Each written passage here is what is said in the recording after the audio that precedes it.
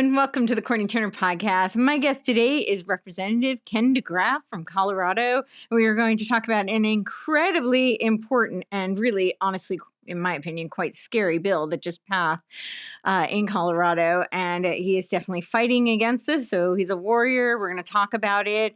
And before we do, I'm going to play a little video that will give you some backdrop as to why a lot of parents are very concerned. And I think every American really should be.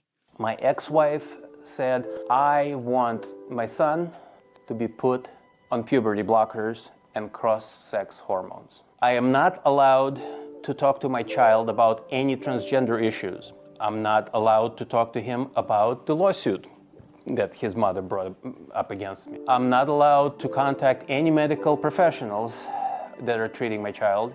The reason for it is that my child is in distress. I wasn't able to take him to any independent psychiatric evaluation. The Truth Center admitted him after basically a 20-minute Zoom interview. First thing they did is they contacted my insurance. And that's really the only reason I even know anything's going on. A doctor, again I use quotes, put this implant in. And that's where we are today. I will fight this decision. I don't know where this is going. I don't know if we're gonna win. But I will do what I need to do to save my child because I'm a parent. And that's what parents do. This is what fathers do for their children.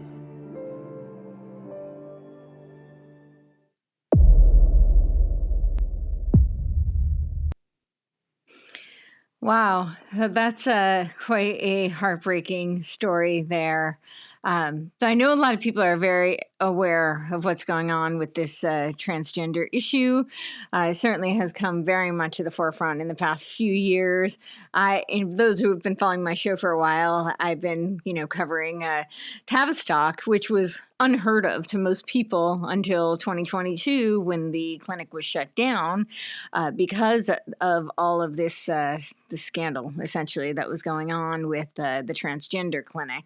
So this is a huge, huge problem. And what's going on now is really not just a, I really think child abuse problem, but this is also a parental rights issue where it opens the door for parents to lose custody of their children. And that's just horrific.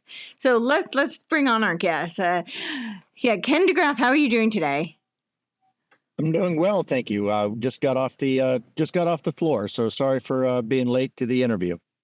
No problem. Thank you for being here. So maybe you can give a little backdrop to what's going on. We just played this video of a parent who seems pretty devastated that they're, without even his consent, he didn't even know until the insurance company called him. I mean, this is just shocking.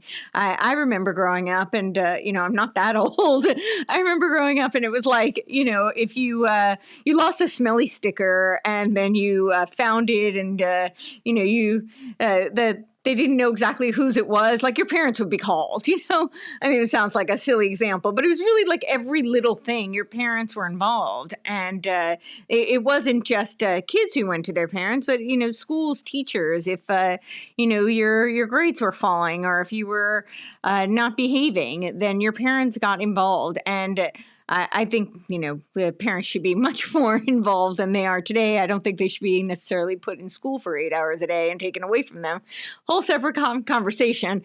But the fact that they could go through this kind of medical procedures and psychological counseling without the parents even knowing that seems, to me, it seems like child abuse. I know that sounds like a bold claim, but it does.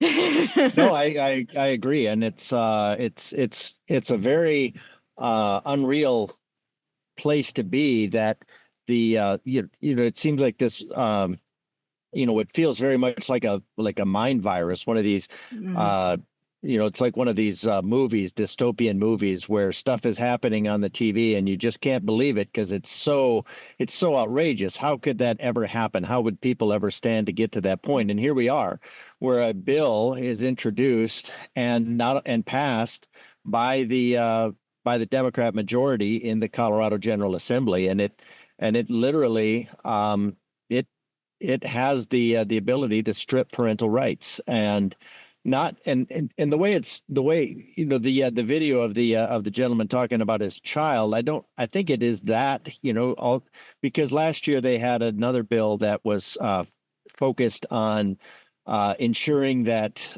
any foster parents would not only tolerate but affirm, and I guess even celebrate any transgender, any transfer.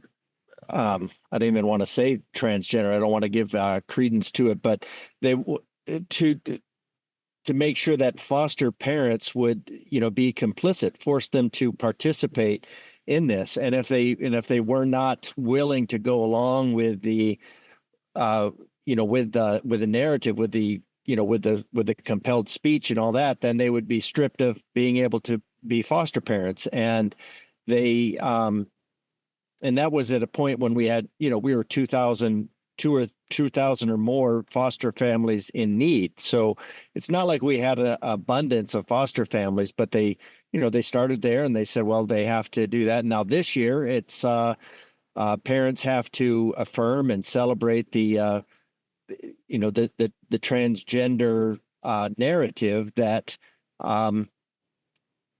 that their kid needs to transition. And then you look at bills like we just covered as 063, 25-063. It's designed to keep what I call the predatory porn in school libraries, just like 24-216 was last year. And this over sexualization of the students leads to confusion. And we had one gentleman testify also how they're focusing on the autistic, Asperger's, kids on the spectrum that are, that have, that are not comfortable socially. And then they promise them that, well, you'll be comfortable socially and you'll be popular if you just do this transition. So there's a lot of different angles coming at this. And it's one of those things where you kind of feel like you can't possibly believe this stuff.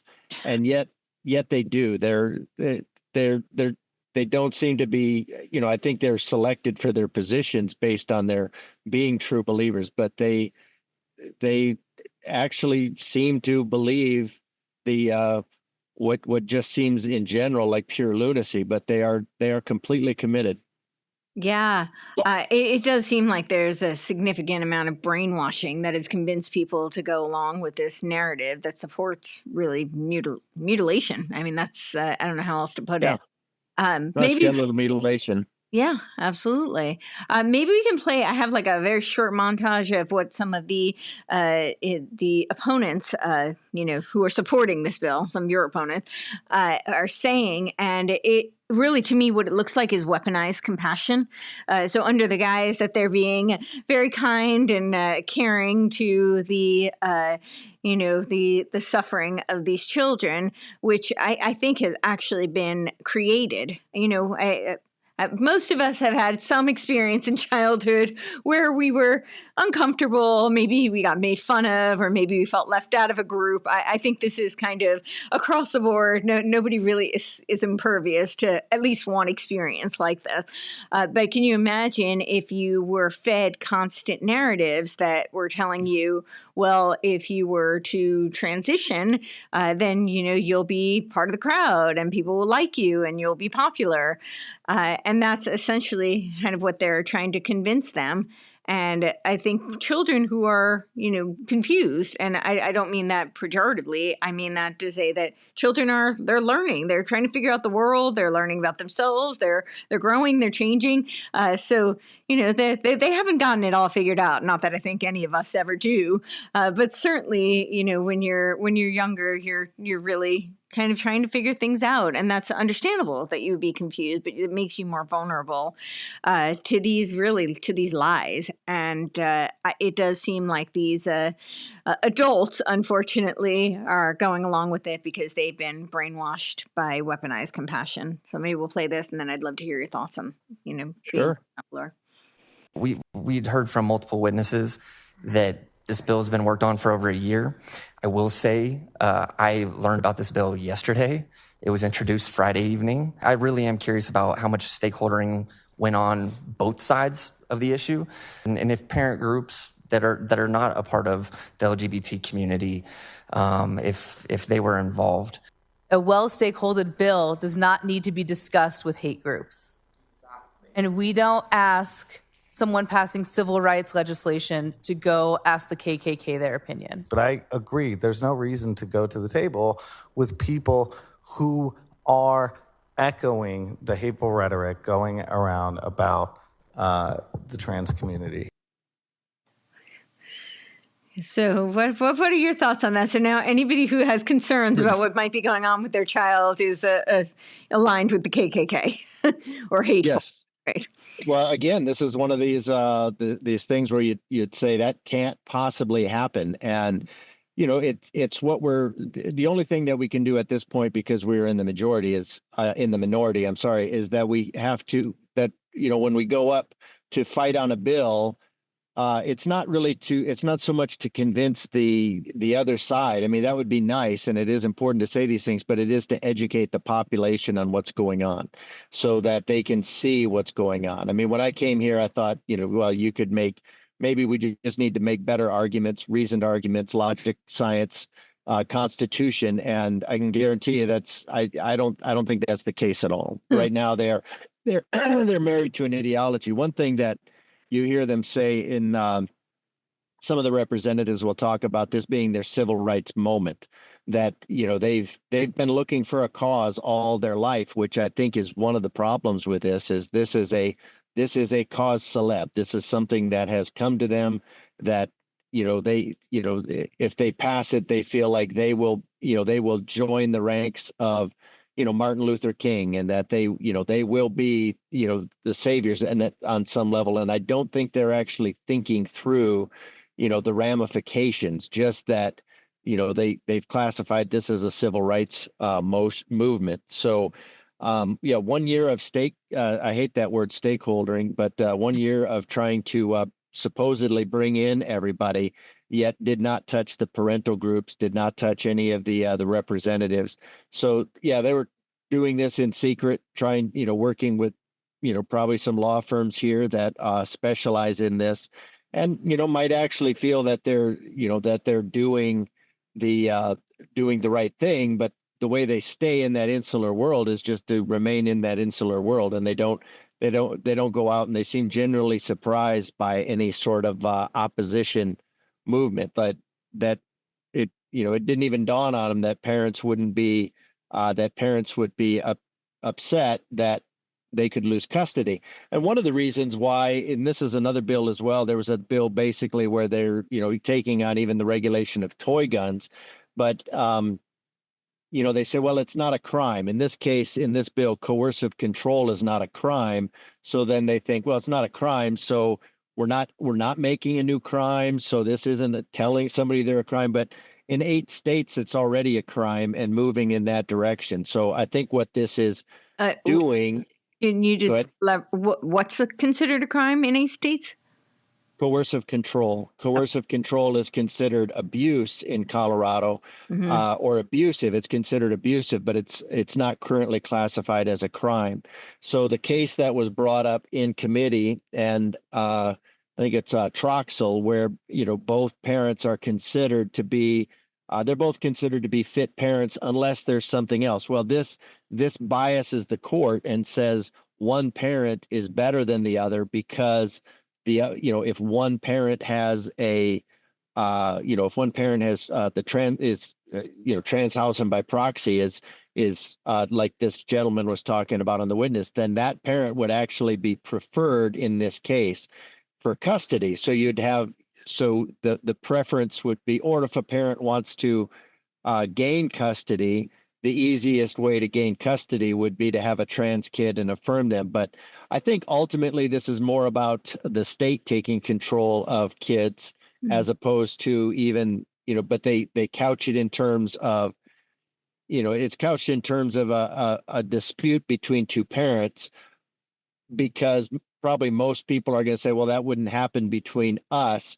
But I think it's really more about the state taking parental control away and taking guardianship or taking custody away from both parents. There doesn't seem to be any firewall against that. So, Yeah, to classify parent groups as hate groups for wanting to stick with kids. These are the same people that are having a meltdown about separating kids at the border. And again, like I said, this is one of they consider this their civil rights moment, that this is, what's going to be uh, really setting them apart for the future. They'll be part of this history. So I think they have a little bit of a savior complex. Yeah, it sounds that way, and that this is the. I think that the people who are pushing this know that, so they're feeding them the opportunity to be the savior in this case, aligning it with Yes. right. Yeah. Yeah. What's most concerning to me is this potential for the state to seize custody of the children. And I'm inclined to agree with you. I think that is the real agenda. I think that's the same agenda behind a lot of these, bills. I know that's the history of like the school choice is to make all, all schools government controlled, and really to be, so that the state is taking the parental position and to take parental rights away from the parents. So, what is there anything that can be done to put a bulwark against that specifically? Because I feel like the rest of it is incredibly insidious, but at least they could be with their parents, and that seems like something that most people could get on board with. In terms of the populace, I don't know that people are as aware that that's a potential threat, and I think that if that were something brought to their attention, I would hope that they would unite against that. Well, and that's ultimately what it's going to take. People, ask what they can do, and you say, well, an easy thing to do, like they're ready to go do the really hard things, and that's going to come. But right now you can testify in committee, Mm-hmm. because testifying in committee tells people, tells the legislators that you're active, and active voters vote. They don't care in general. They don't care if you're mad. They care if you vote. Mm-hmm. Uh, so in this season now, they'll in the out non-election years, this is when they do, they're going to do all their really egregious stuff. And then next year they'll dial it down and they'll act a little bit more conservative, and then people will believe it. Right. But ultimately what has to happen is the good people of the United States, the good people of Colorado, they need to commit and get engaged. And I think that's, especially true. It might not be so, I mean, it might even be true of churches. I know churches are a little bit, have a little bit of trepidation around that, but it's really frustrating when so much of this problem, so much of these problems could be solved if the church was, as a body, was more active and took on this role and said, no, we're gonna put up people for election. We are going to, we're not going to just leave this to whoever happens to be going by that wants to pad their pockets. We're gonna put up opposition. We're going to speak in favor of our values.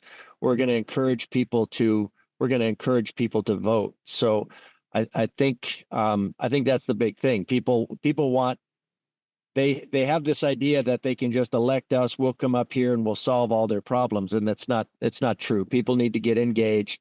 They need to be voting. They need to be contacting their legislators, and they need to be dedicated to knocking on the doors next year and getting the word out, because so often we don't want to talk about these things, but we have to talk about these things in order to convince everybody else and let them know what's actually going on. Because we'll go through 700 bills this year, 600 will pass, and that's in basically 120 days. So that's 5 new pieces of legislation per day, and most people think we do 1 or 2, and so they really have no idea what's going on. And when you tell them what's going on with the Democrat legislation, they're just in denial, even if they're Democrats, that typically they can't believe that would actually be happening. And you have to actually convince them that no, it is indeed happening.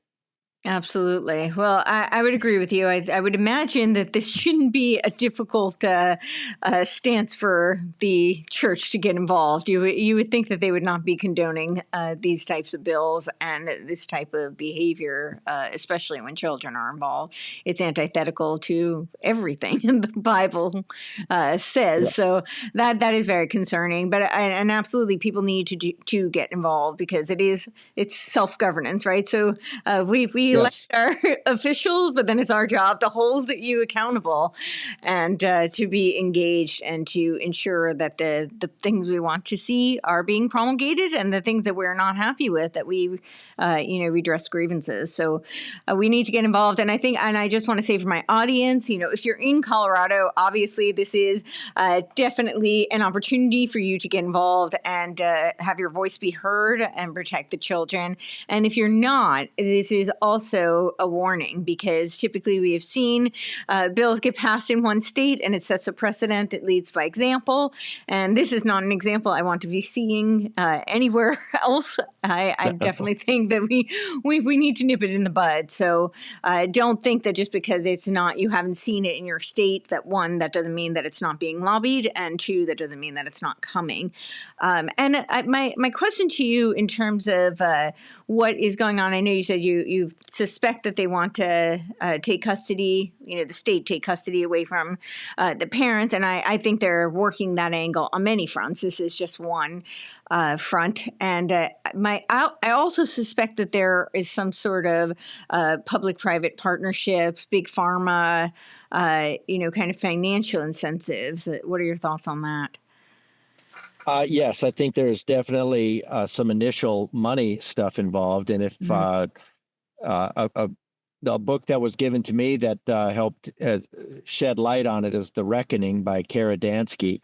Yeah. But yeah, it is a really big pharma, because these kids, even adults, they end up in these with being literally pharmacological experiments for the rest of their life, because none of this is tried. They'll pretend that there's there are standards that from the Debiapath, but we know that the Debiapath is not a medical organization. It's just a bunch of it's some medical people on an activist panel that have created these the standards. But I do think there's a level of there's a monetary thing there with pharma, and I also think there's a control where Thomas Jefferson talks about this, that it's the age-old practice of despots to basically give one small group control, and then they use the rest of government to keep everybody else under control. And you see this in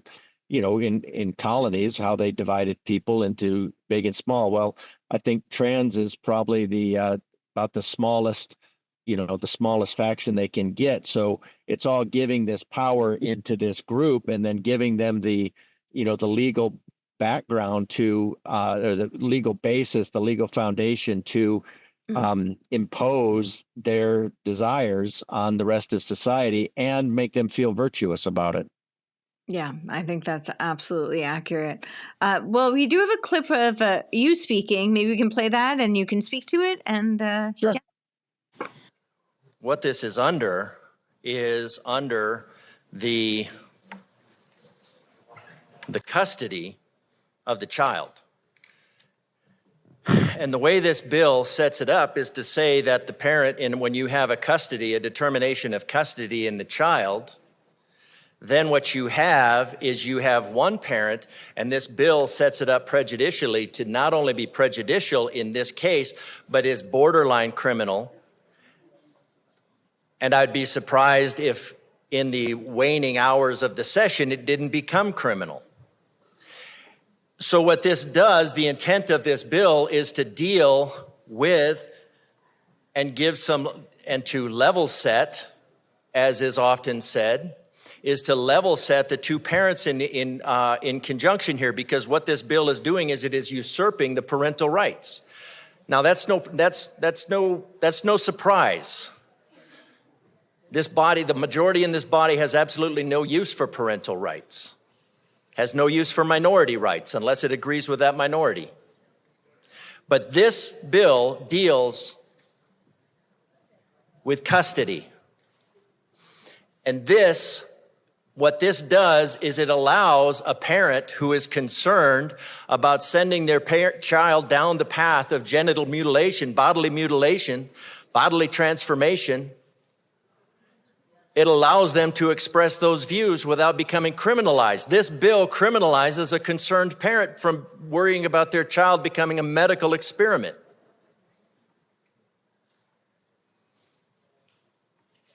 And the chair, Mr. Chair, your ruling is that the only fit parent is the one who celebrates the bodily mutilation of a child. Hold on, Representative DeGraaf. The ruling of the chair is final. Please stick to your comments to the bill. I don't know why the chair would rule that way.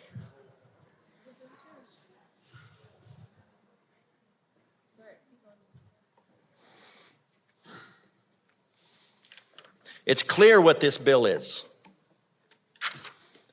This is another assault on parental rights. It's an assault on the safety of our children. It's an assault on the bodily autonomy of our children. This body fought yesterday to keep grooming porn in front of children, and then this is the kind of thing that results. And then it allows them no way out and no parental oversight. Now, I won't question the motives of the sponsors, but I think they're questionable. Giving a parent, what this bill does is it makes a parent a criminal. It makes a parent a criminal for not celebrating the bodily transformation of their child by giving them wrong sex hormones and chopping off perfectly healthy body parts and creating a situation where they will require medical intervention for life. Those are the facts. And if a parent now expresses concern about that, this body wants to make that parent a criminal. I think that is criminal. I agree. That is criminal. That's astounding. Yeah.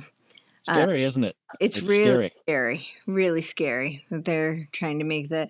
I will just say, in Tennessee, after they exposed, Matt Walsh with Daily Wire did the expose on Vanderbilt doing their gender procedures. They did ban it here in Tennessee, so I hope it stays that way. But well, there's a constituent of mine has a daughter that I haven't heard that she's been brought back, but they were in Tennessee, and their daughter was taken into custody for, when I looked at the law, would be more of at max a 48-hour hold.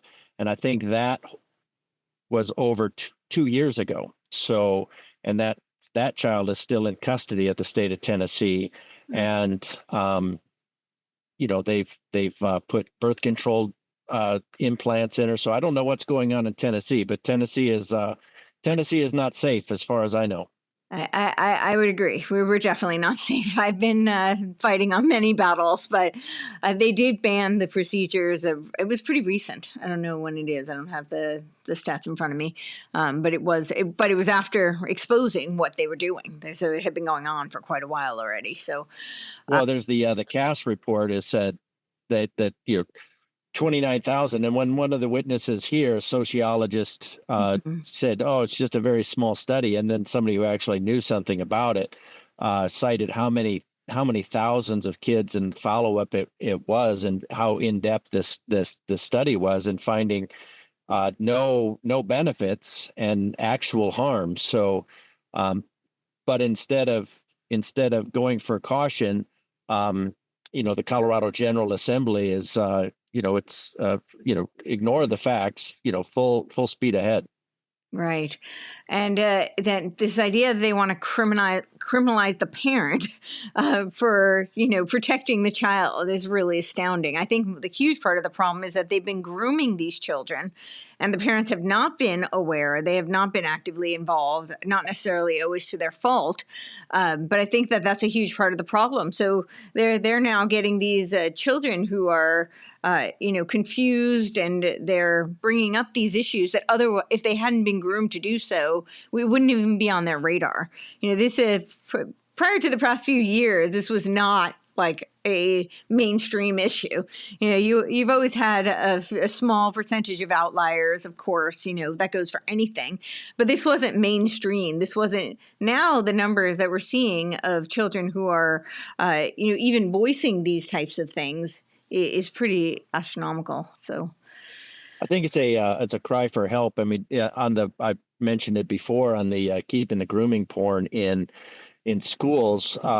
And parents can see where their schools are. Ratedbooks.org is a really good site for that. They're compiled. They can see what, and we've had long discussions about those. And interestingly, the books are rated 0 through 5, and when I even reading from a level 3 book, the adults in the body of the chamber get uncomfortable and don't want me to read anymore. But yet they fight to have those remain in schools. And we just they're passing bill HB or SB 25-063, just like HB 20 or SB 24-216 last year. They're made to look like parental control over the books in the libraries, but they're actually, when you get into it, and if you look at the amendments in those bills, that what I tried to amend out is they certainly seem to me to be written in such a way to look like they're giving parents control, while actually taking away that control and ensuring that this grooming porn stays in the not just public libraries, but in the school libraries. And you can see that the choice that they have there. The first time they did it was public libraries, that they had to stay in there. And then the next year they come in and do the school libraries. One year they do foster parents to force them into celebrating trans. And then the next year they do biologic parents to force them to celebrate the narrative. Wow. So what do you recommend? Where are we now? They did pass this. So what are the next steps, and how can we push back? Well, what's going to have to happen is, well, one, we have to, I would, encourage everybody to push for a legitimization of our election system. I think we wouldn't have this problem if we had a legitimate election system. And two, I hate to say it, but the church is largely complicit in this. Complicit in the sense of wanting to just stay on the sidelines and say, we just don't want to be in politics. And I get it. I don't want to be in politics either. This is the last place I want to be. It's engineer and pilot. Being a politician has never been on my bucket list. It's still not on my bucket list. So this is not a matter of things that we want to do. This is a matter of things that we can do, and finding a place to help. 25% or more of the church doesn't vote, and so I get it. If you have candidates that you don't like, and so the church will say, well, I'm not going to vote until you give me a candidate that is pro-choice or pro-life, and the politicians, the political machine is quite happy to keep Christians on the sidelines. So Christians need to figure out how to get involved. In Colorado, we have a really good system for that. They can still get involved, and they have to get in and do the politics is, there's a lot of ick in politics, but we need that Christian influence in there. We wonder why, we pull all the light out of the room, and then we wonder why it's dark. That light has to be in the room in order to push out the darkness. And yes, I mean it is a spiritual battle, but we needed to get in there. I think, like I was explaining to somebody the other day, in this case for rescue, we pray for rescue, but God gave us a boat. We need to pull on the oars and not just be at the for the wind. So we have a system where we can be involved, where we have a system of self-governance. So as a system of self-governance, we need to be involved in self-governing and not just allowing this to become a a tyranny. I don't even know if they're the actual majority, but we need to verbalize learn how to verbalize our positions. We need to learn how to get involved politically, and we need to, and the Christians actually getting involved can turn this around. So it's, definitely keep praying, but this is a praise the Lord and pass the ammunition kind of thing. Yeah, I would agree. And I think there are many ops working on multiple fronts. I think there are the churches that have gone along with this, and they've supported this kind of indoctrination, which is antithetical to Christianity from my perspective. And so there's that side. And then I think there's the other, which is where they have somehow been convinced that politics should be something the church stays out of altogether. And like the example you use, well, unless they get the perfect candidate. Last time I checked, humans are flawed, and that's right. So I don't think we're getting a perfect candidate at any time.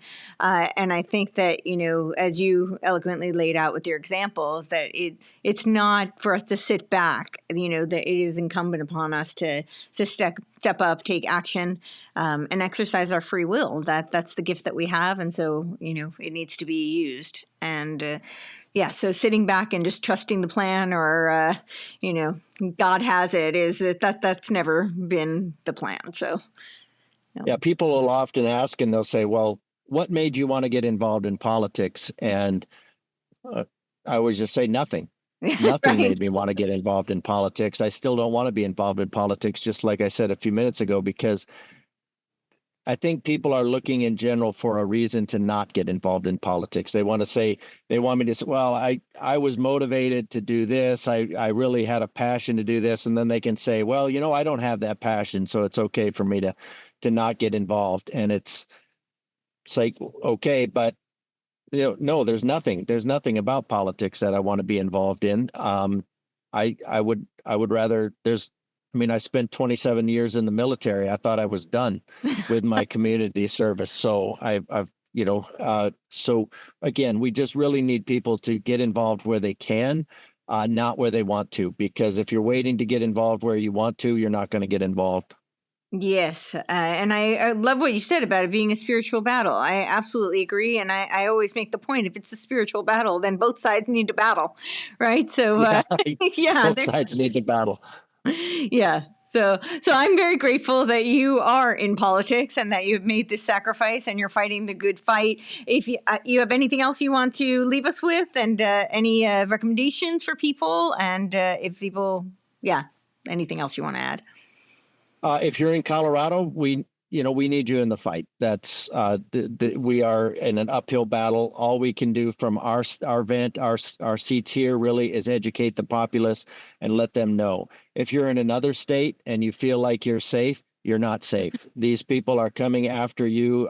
People go to Wyoming, go, well, Wyoming is at least sane, and they've made some good moves because people got involved, but I know people have moved to Tennessee and said, well, we're moving to Tennessee. It's like, Tennessee's not safe. So, you need to fight where you are. You can't, we're running out of places that we can flee to. So you need to fight where you are and, get engaged I like what you said. It's a spiritual battle. So both sides need to be, right now it's too often a one-sided battle. Unfortunately, I agree.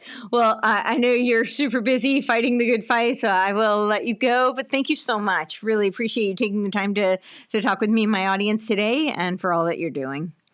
So. Super. Thank you, Courtney. It's nice meeting you. Likewise. And thank you all for watching and listening.